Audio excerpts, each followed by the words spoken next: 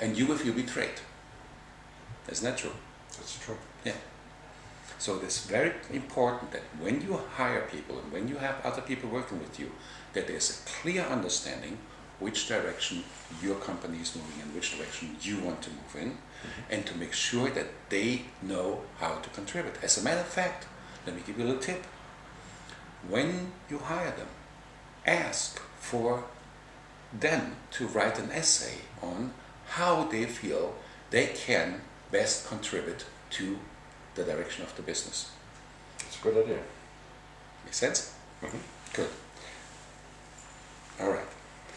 Okay, so tell me then of a time where you felt that you helped your business. Oh my God. When I helped my business, when I recruited people, because that expanded the business or helped the business. Excellent. Good. Thanks for telling me that.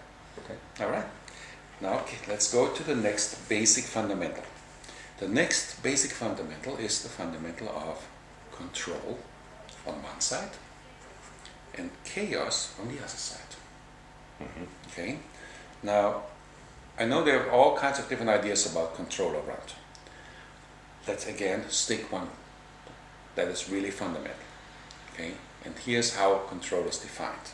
Control is simply defined as start,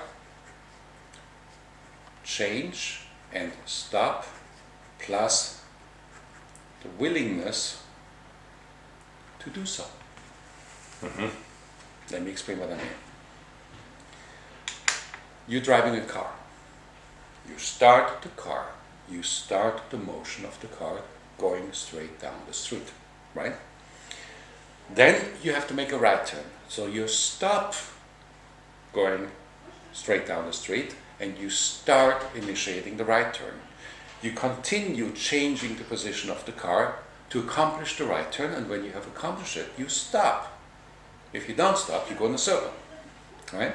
And then you start again initiating the motion of the car in a straight direction and keep changing that position of the car going straight down the street, right?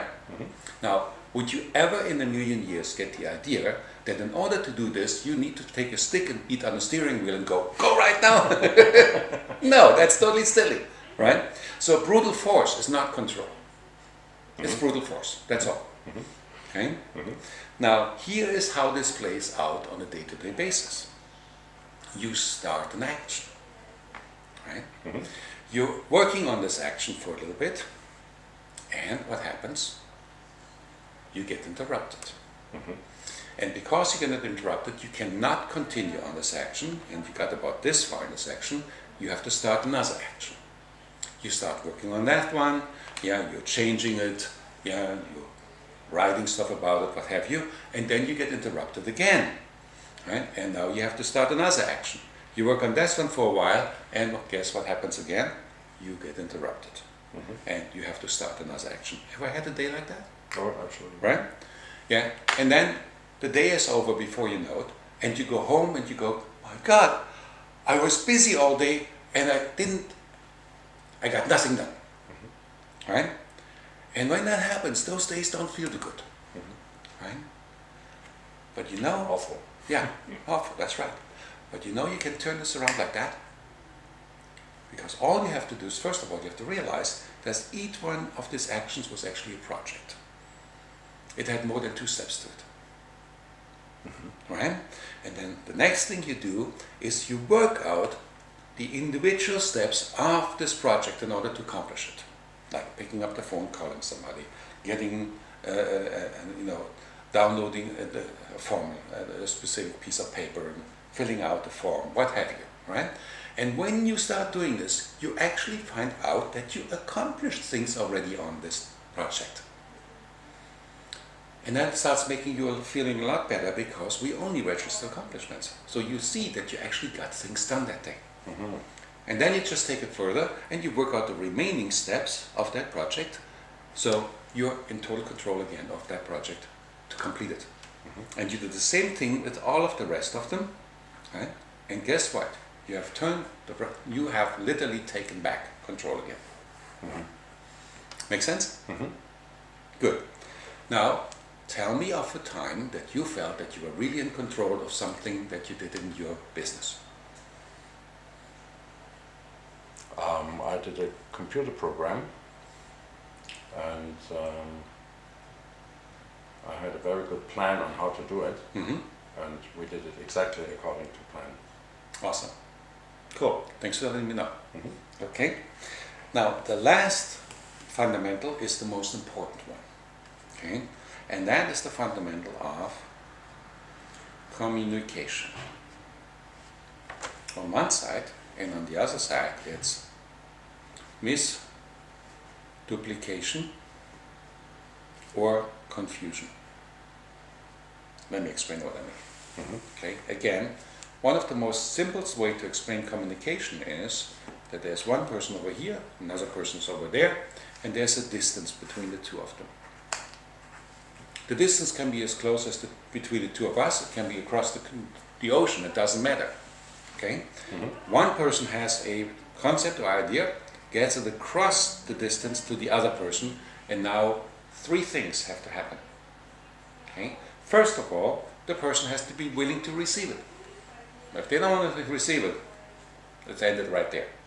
Second of all, the person has to be able to duplicate it. And third of all, they have to understand it. And only when all three steps are in place and have taken place will you get the desired result over here. How often has it happened that you told somebody to do something and then they turned around and did something completely different? No, it can happen. Right. Okay. What happened at that moment? No communication took place. Noise, chatter, yes. Communication, no. Because communication means whatever you sent from here arrived there, was received, duplicated, and understood. That's how I define it. That's how we define communication. Make sense? Okay, so now who is responsible for making sure that what was sent from here is received there, duplicated, and understood? Whose responsibility is that? US mail? Nice try. Service provider? It's yours, and you know it, right? So it's your responsibility. Now, if the person is standing right in front of you, that's not too hard. You can then say, what did I just say, or how are you going to do this, in order to double check that they're actually going to do what you ask them to do, right?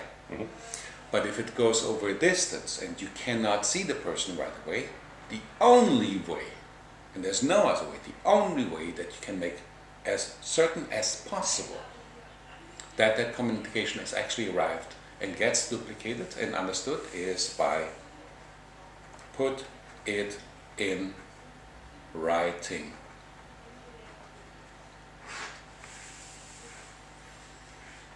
Right?